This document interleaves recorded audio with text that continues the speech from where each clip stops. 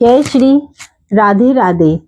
आज आपका स्वागत है हमारे चैनल डिंपल गर्ग 111 में। आज की वीडियो में हम आपको 9 ऐसी महत्वपूर्ण बातें बताएंगे जो कि आपको किसी के साथ शेयर नहीं करनी चाहिए। ये सभी बातें हमारे व्यवहारिक नियमों के अंतर्गत आती है, हमारे शास्त्रों में नियत है। तो ये कहाँ पर नियत है हम वीडियो के लास्ट में बताएंगे। और क्या क्या बातें हैं, 9 ऐसी बातें हैं जो हमें किसी के साथ शेयर नहीं करनी चाहिए।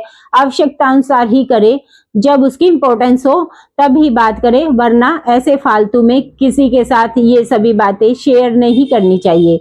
शेयर करने का मतलब है कि उसका परिणाम आपके साथ अच्छा नहीं होगा। मान लीजिए आपने वो बातें किसी के साथ कही है, आज से कुछ सालों बाद आप भूल जाते हैं, लेकिन जिससे आपने वो बात कही है उस व्यक्ति को, सामने वाले व्यक्ति को ही वो बातें याद रहती है और वो उसे अलग तरीके से यूज करके आपको हर्ट करता है, तो वो आपके लिए शुभ नहीं होगा। इसीलिए किसी के साथ आपको ये बातें शेयर नहीं करनी चाहिए।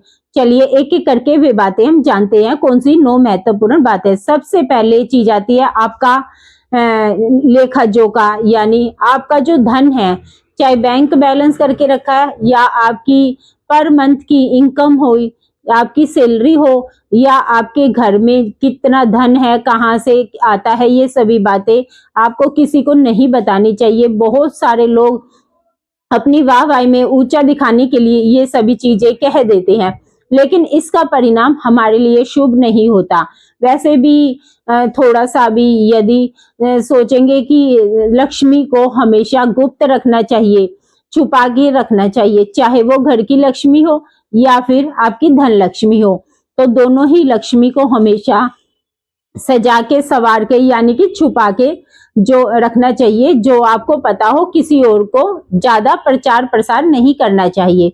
दूसरे नंबर पे आते हैं आयु। आपको अपनी उम्र किसी से फालतू में ऐसे डिस्कस नहीं करनी चाहिए कि मैं इतने साल का हूँ, इतनी उम्र का हो गया हूँ।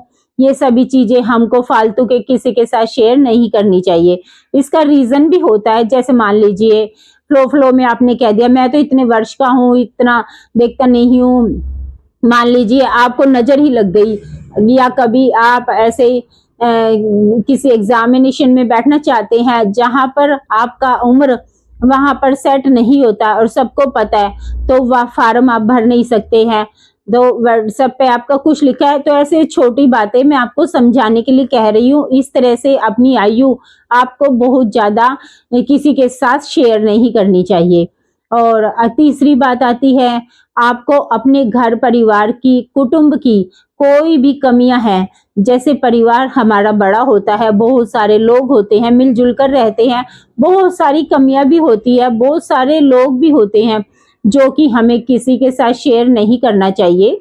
ये हमारे हित में नहीं होता है। इसका परिणाम कभी ना कभी, कहीं ना कहीं हमारे लिए अच्छा नहीं माना जाता। इसलिए कभी भी किसी के अंदर बुराइयां हैं उसे आप ढक कर रखिए।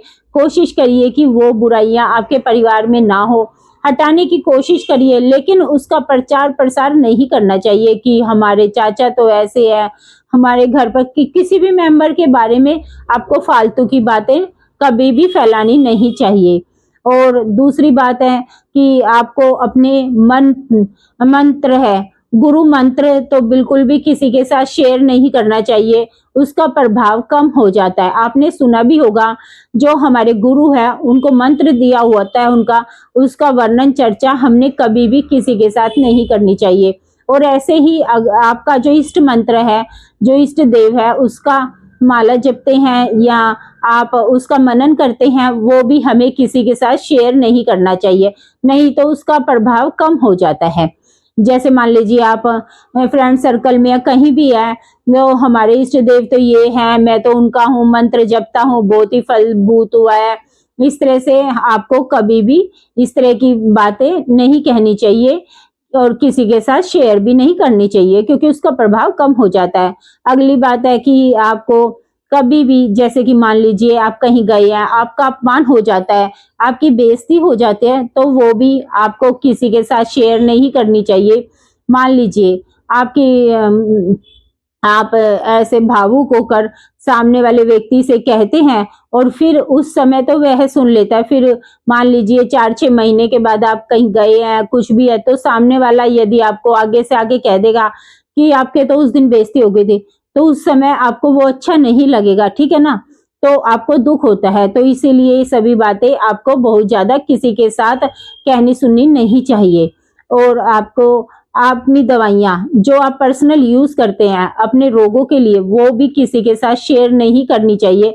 ऐसे कहा गया है कि दवाइयों का प्रभाव कम हो जाता है, लेकिन उसके पीछे की मान्यता ये है कि उन दवाइयों को कभी भी आपको किसी के साथ कहना सुनना नहीं चाहिए। आप अपने डॉक्टर से उसका डिस्कस कर सकते हैं, उससे परामर्श ले सकते हैं, लेकिन ऐसे समाज में जिसमें बैठे हैं उसमें ये नहीं कहना चाहिए हमें ये रोग है, हम इस तरह दवाई लेते हैं, उसका प्रभाव कम हो जाता है। इसका परिणाम भी हमारे लिए शुभ नहीं होता। अगली बात है कि दान, जैसे कि आपने दान किया है, कभी भी कोई व्रत त्योहार आता है, हम दान हमारे हिंदू मान्यता के अनुसार बहुत ही शुभ माना जाता है, इसका परिणाम भी शुभ होता है। इसलिए इसमें बहुत सारी कथाएं भी आपने सुनी होगी, कभी भी कोई भी दान करके आपको नहीं कहना चाहिए। एक कहावत भी है, दान ऐसा करना चाहिए कि दाहिने हाथ से करे और बाएं हाथ को पता भी ना चले। तो ये इसलिए कहावत बनी है कि हमें चुपचाप दान करना चाहिए। और दान यदि आप किसी से बता देते हैं तो उसका प्रभाव कम हो जाता है। और इसी तरीके से गुप्त दान, एक होता है कि दान और एक होता है कि गुप्त दान। गुप्त दान का अर्थ बहुत सारे लोग नहीं समझते हैं। गुप्त दान का मतलब होता है कि आप छुपा कर दान दें। छुपाने का मतलब होता है कि आप मनुष्यों से छुपाएं, उनसे तो छुपाना ही होता है, वो चाहे गुप्त दान हो चाहे दान हो, वो तो छुपाना ही है। लेकिन जो गुप्त दान आप कर रहे हैं, जिस व्यक्ति को कर रहे हैं, जिसको कर रहे हैं, उससे भी पता नहीं चलना चाहिए कि आपने ये दान उसे दिया है। यानी जिस जातक को आप दान कर रहे हैं उसे भी भनक नहीं लगनी चाहिए, उसे भी पता नहीं लगना चाहिए, तभी वो गुप्त दान माना जाता है। जैसे कि अब मान लीजिए आपने कोई अनाज दान कर रहे हैं किसी भंडारे में, आपको गुप्त दान करना है, तो आपको किसी और के द्वारा वहां पर भिजवा सकते हैं, या फिर वहां पर ऐसे समय रख कर आए जिस समय किसी को पता ना चले कि आपने यहाँ पर इतना अनाज दान किया है, धन दान किया है। इस तरीके से ये बातें आपको ध्यान में रखनी चाहिए। इसी प्रकार से कुछ ऐसी बातें हैं जो कि आपको ध्यान में रखनी चाहिए, जैसे कि ये जो बातें हम आपको बताएंगे, इनको कभी भी आपको पैर नहीं लगने चाहिए। अगर आप पैरों से स्पर्श करते हैं तो इसका परिणाम आपके लिए शुभ नहीं होता है, ना ही इस जन्म में और ना ही मरणोपरांत। बहुत ही बुरा प्रभाव, पाप के भागीदार बन जाते हैं। वे कौन कौन सी बातें हैं, चीजें हैं? पहली तो अग्नि है। कभी भी अग्नि का स्पर्श पैर से नहीं करना चाहिए।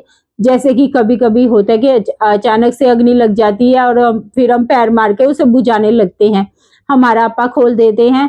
उस समय इस बात का जरूर ध्यान रखें कि अग्नि को कभी भी पैर से स्पर्श ना करे। दूसरी चीज है बालक। जो छोटा बालक होता है 5 वर्ष तक का, उसे भगवान का स्वरूप माना जाता है। उसे कभी भी बालक यानी बच्चे को पैर से स्पर्श नहीं करना चाहिए। इसी प्रकार से जो कुंवारी कन्याएं होती हैं 2 वर्ष से लेकर 8 वर्ष तक की आयु तक की, उन कन्याओं को भी कभी पैर का स्पर्श नहीं करना चाहिए। जैसे अभी बहुत सारी संगताओं में कन्याओं स्वरूप पैर चरण स्पर्श करते हैं, वो बहुत ही गलत होता है। हमारे हिंदू मान्यता के अनुसार कन्या को देवी का स्वरूप मानते हैं, इसी वजह से कन्याओं को ना ही स्वयं अपना पैर छू लगने दे और ना उनसे कभी पैर स्पर्श करवाएं अपने। और आध्यात्मिक गुरु जो आपके गुरु हैं, कभी भी उन्हें भी पैर से कभी स्पर्श नहीं करना चाहिए, अशुभ होता है। इस बात को हमेशा स्मरण में रखना चाहिए। एक और महत्वपूर्ण बात, इन सभी चीजों के स्मरण में आपको कमी नहीं करनी चाहिए, यानी कि इनमें सदियों संतुष्टि नहीं होनी चाहिए। जितना मिल जाए, जैसे लोग कहते हैं ना कि भगवान ने जितना दिया उससे हमें संतुष्ट रहना चाहिए, भगवान ने जितना धन दिया उसी में हमें संतोष करना चाहिए। तो वो तो एक अलग बात हो गई। कुछ ऐसी बातें हैं जिसमें आपको कभी भी संतोष नहीं रखना चाहिए। यदि आप उसमें संतुष्ट हो जाते हैं तब आप कहीं ना कहीं पीछे रह जाते हैं। कौन सी बातें हैं? सबसे पहला अभ्यास, प्रैक्टिस जिसे आप कह लीजिए। कभी भी चाहे आप ज्ञान अर्जन की प्रैक्टिस हो या डांस की प्रैक्टिस हो या आप अपने सिंगिंग की प्रैक्टिस कर रहे हो, मतलब कभी भी उससे आपको संतुष्ट नहीं होना चाहिए। इसी प्रकार से परोपकार, यानी कि उपकार की जो भावना होती है उससे भी आपको कभी संतुष्ट नहीं होना चाहिए, उससे निरंतर आपको बढ़ाते ही जाना चाहिए। ये आपके लिए बहुत ही शुभ होता है। और एक आखिरी बात, कभी भी आपको भगवान के स्मरण यानी कि देवी देवताओं के पूजा पाठ से भी कभी संतुष्ट नहीं होना चाहिए, और करते रहना चाहिए और करते रहना चाहिए। निरंतर आपको ज्यादा से ज्यादा उसको बढ़ाते ही रहना चाहिए। ये सभी चीजें हमारे लिए बहुत ही हितकर होती है। तो ये थी कुछ छोटी छोटी जानकारी जो आपके व्यवहारिक जीवन में, व्यक्तिगत जीवन में बहुत काम आएगी, और आपका जो आने वाला भविष्य होगा काफी उज्जवल होगा। अगर आपकी वीडियो थोड़ी सी भी हेल्पफुल लगे तो प्लीज जरूर लाइक करें और कमेंट बॉक्स में लिखकर जरूर बताएं। और अगर आप मेरे चैनल पर नए हैं तो जरूर सब्सक्राइब करें और बेल आइकन को जरूर दबाएं। और अगर आपको कोई जानकारी है इससे रिलेटेड तो कमेंट बॉक्स में लिखकर जरूर बताएं, क्योंकि ज्ञान बांटने से बढ़ता है। धन्यवाद। जय श्री राधे।